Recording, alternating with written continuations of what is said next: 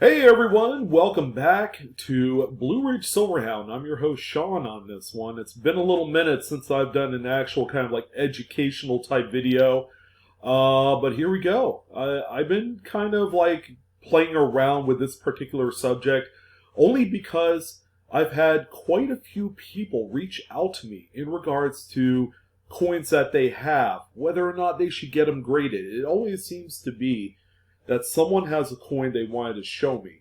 And then, okay, this is about 75% of you, so prove me if I'm wrong. And then preceding that particular question is, should I go ahead and get it graded? Which is always kind of a difficult question to answer, all right? Because there's a lot of, like, I guess, motivations that go into why you should grade coins, okay? There's probably less than the 10% of the general public that has coins. They're interested in getting it graded for the mere fact that it has some sort of sentimental type of attachment to them. You know, maybe it was a coin that, you know, a loved one had owned before they passed away. It brings back lots of memories of a childhood and so on and so forth. There's a lot of reasons why you should grade your coins on the emotional, sentimental aspect of it. Okay, and then there's going to be the other 90% of the folks that have seen all the other videos on YouTube, and they are plentiful, okay?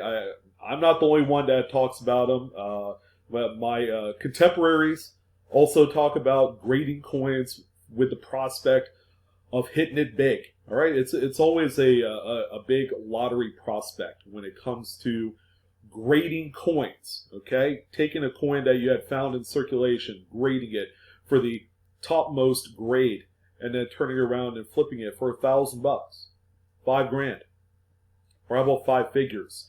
It really is, the sky is the limit, because some of these coins do hit into the 6 figures, all right? So that possibility exists, and that, again, is always a difficult kind of inquiry to, you know, address.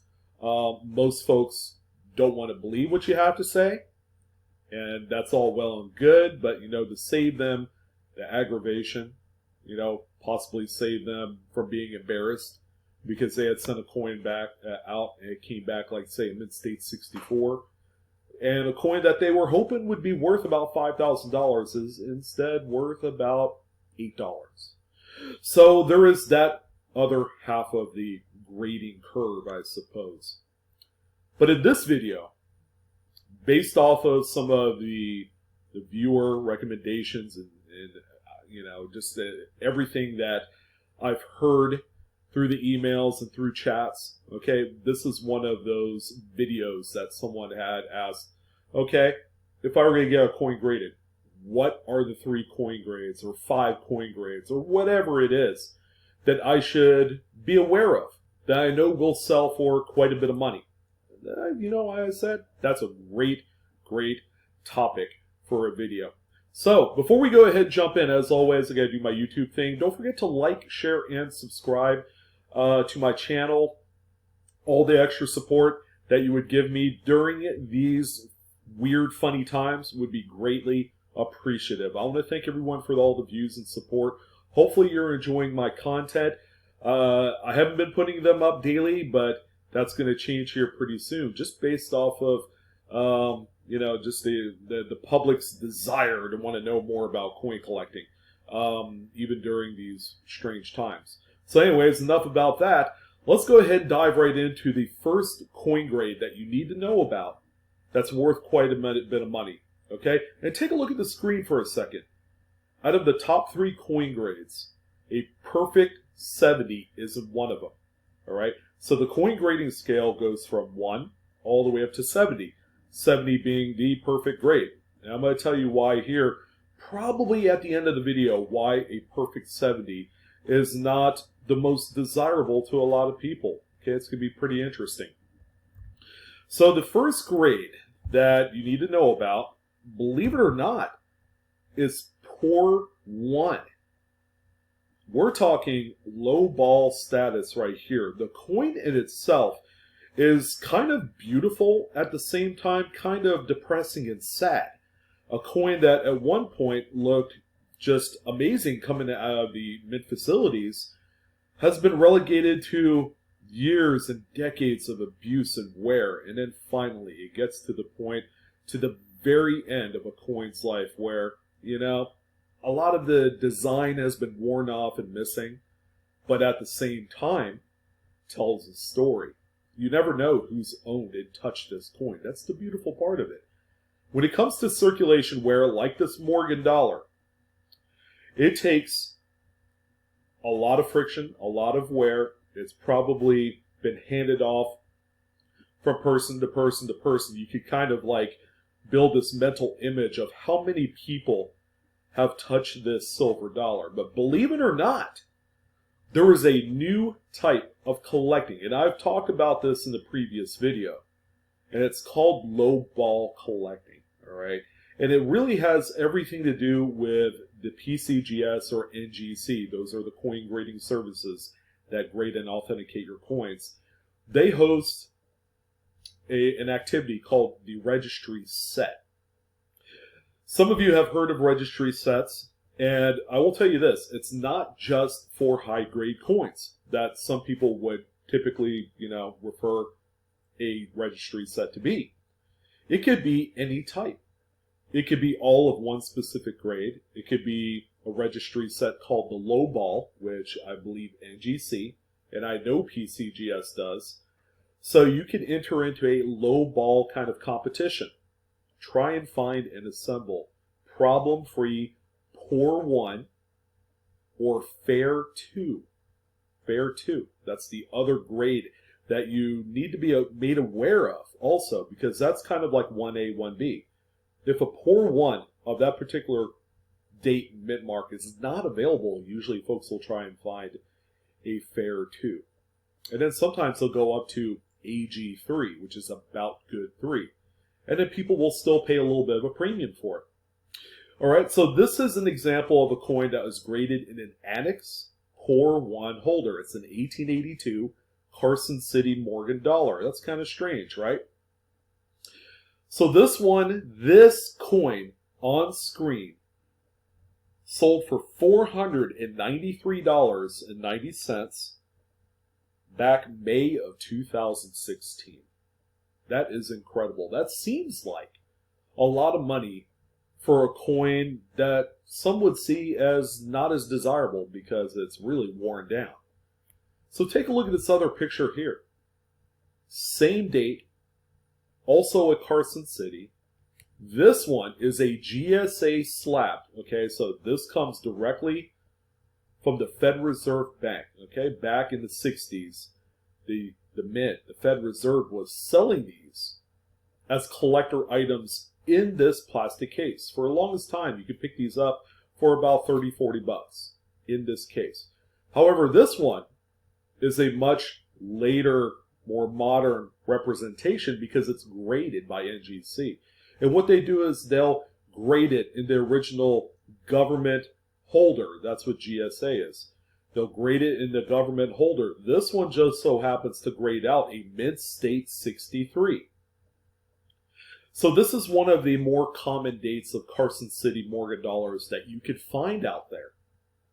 All right, and because of that, MidState 63 is one of the more average grades of this particular mint and date. All right, so this coin that you see here sold for $220 on Great Collections, April of 2011. Don't let the date fool you. This coin is still worth about $220 even to this day. Maybe as high as $230. But did you see the difference? The Poor 1 graded 1882 CC sold for nearly $500, while this one right here, which looks much better. Some people like new kind of like lustre coins. This is the one for them. Sold for only $220. That's about a, I don't know, what, 150% increase from this one to the Poor 1 condition coin. Now, I will tell you this right now. This is kind of like the disclaimer. Finding righteous, poor, or fair graded coins you have to have a full readable date, and you have to have a full mint mark in order for it to be gradable. In addition, it has to be problem-free. No hairlines, no damage of any kind. It can't be cleaned or polished. It still has to go through the same criteria in order to make it a straight graded coin. All right, so I've probably beat up the Pour One discussion in all of about 5 minutes, and I do apologize about that, but you need to know kind of like the difference. But this is one way where you could find coins that aren't high graded, turn around, send them off to the graders, and they have to be like worn slick with a readable date and mint mark. And if it comes back a Pour One, congratulations. That coin is very desired on the secondary market because of the low ball set registry program. So that's something to keep in mind. All right, so the second grade where collectors pay more of a premium for, believe it or not, is Au58, which also stands for About Uncirculated 58. Now, some of you are going to ask, well, what's the big deal? And it's just that. It is a big deal. This is kind of like the happy medium between a circulation grade, like an Au55 or an XF45, and then you get into the MidState grades, and this especially holds true for some of the classic older coins, like this capped bust $50 that you see on screen. And what they'll do is there's a specific grade, a kind of like a line in the sand, where you get the best of what that coin has to offer. In that grade, it kind of has the eye appeal of a MidState coin for a fraction of the money. And because of that, this is also another registry set type of collecting called the Everyman set, which is made up of predominantly Au58 coins. And it's because of that registry set program where we've seen a rise, an increase in Au58 more classic coins. You can even go back as early or as kind of like later as like early 20th century coins in Au58, and it still holds the same amount of water in terms of value. So this coin right here is sold on Great Collections for $1,072.50, October of 2013. An absolutely exquisite coin that still exhibits quite a bit of luster. On an Au58, you'll have wear on the highest devices like the cheek, the hair curls, the drapery of her dress, the date, the cap. You're going to see a lot of that on the highest points of the coin. All right, so it's kind of, again, it's a best of both worlds. It's seen a little circulation, but it's still nice enough to be a top tier coin. In comparison, here's a MidState 61 coin. Now, it really doesn't look a whole lot more different than the 58. However, I will tell you that this one exhibits more luster and less high wear. Okay, it is an NGC graded coin where once you get into this kind of grade, it really doesn't matter. All right. But this one, same date, 1832, small letters reverse, like the Au58 example I showed you, is a beautiful coin. But keep in mind, the Au58 sold for $1,072.50. This example here of this MidState 61 sold for $984.38,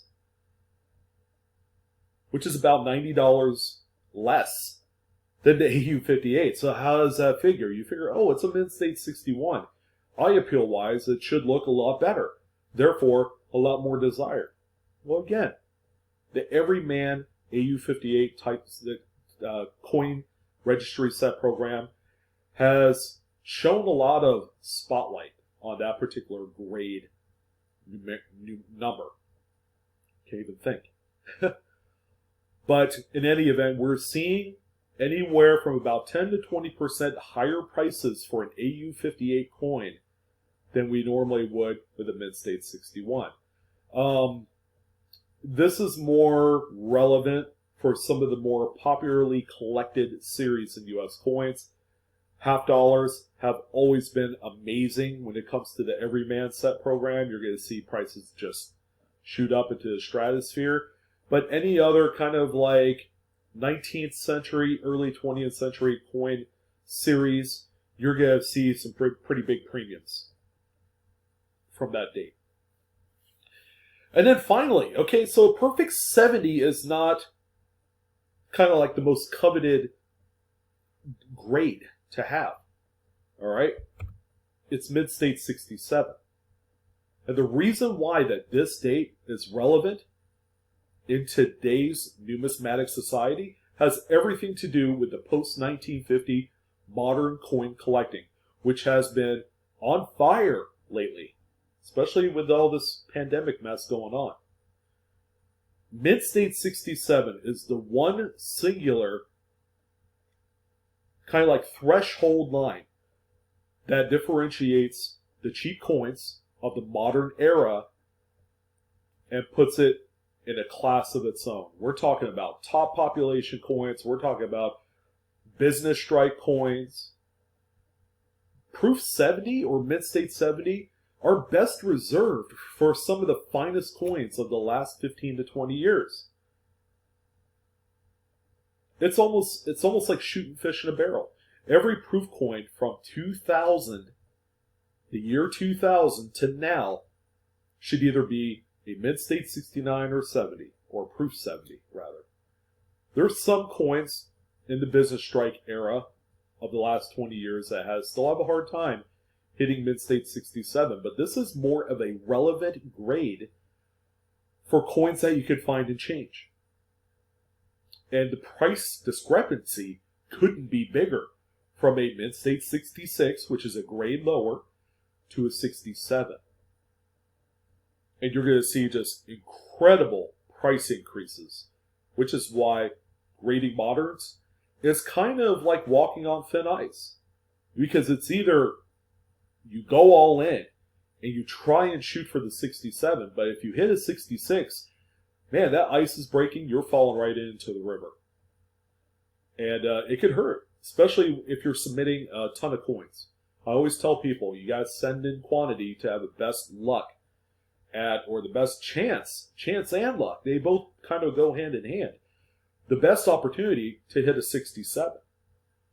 And then you get into the newer coins, like from 2000 to now, MidState 68 is the big grade. But this is a 63D. Always been the toughest coin to find in this grade.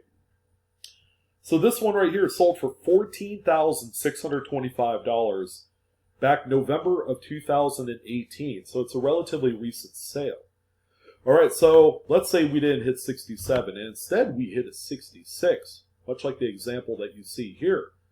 So how much did we lose? Or, in this case, how much didn't we get? Well, we got 14.6 for the MidState 67. Same date, mid-mark too, 63D. This coin on screen right here is sold for $590.62. Well, it's still a pretty good kind of like second place prize. I'm not going to lie to you.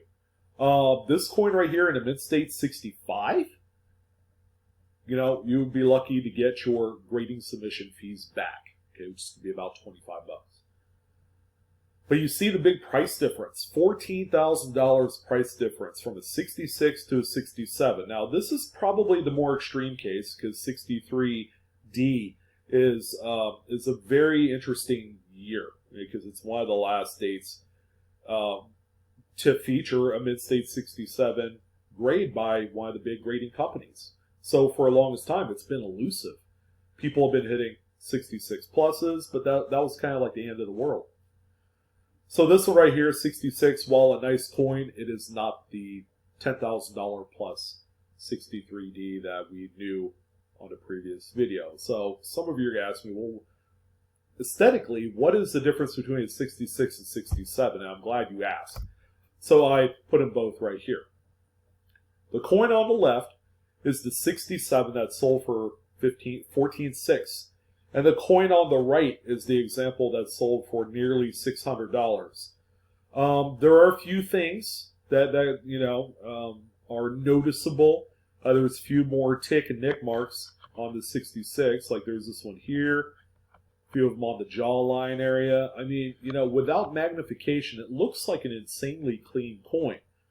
However, a 67 just looks so far much better. Trust me when I say it looks like 100 times better. And on a 66, you're also going to see little carbon spots also, whereas on this one you don't see any at all, which is tough. For the era, 60s and 70s Lincolns are usually plagued with carbon spots, which are a direct result of moisture reacting to the copper composition of these coins. So there you go. Those are the top 3 grades that collectors pay the most amount of money for. It's all over the place. You got poor, you got Au58, and then you have MidState 67. All right, but there's no perfect 70 grade, which is strange. Again, you just don't see perfect 70s on just about any date of coin, whereas a 67, you could find them even as far back as the mid-1800s. They do exist, and they're very expensive coins. But is the one big grade that matters in the current modern kind of like society of coins, okay, the business strike coins. But anyways, that's going to do it for this one. Hopefully you guys enjoyed this video. I want to thank you guys for watching. Sorry to keep it so long, but it's a good video. And it kind of humbles you a little bit to let you know that, hey, you don't have to hit the top grade. Okay, and there are other different types of grades you could aim for that are going to be just as fruitful. So please explore those ideas. So go ahead, like, share, subscribe. Hit that bell for instant notification, okay? So if you have the bell and you're not getting the instant notifications, you're going to have to hit the bell again to turn it off, and then hit it again. YouTube has changed it. You have to select all on there. But aside from that, Coinaholics, we are discovering together. I'm your host, Sean with BlueRidgeSilverhound. I will see you on the next video. Take care now.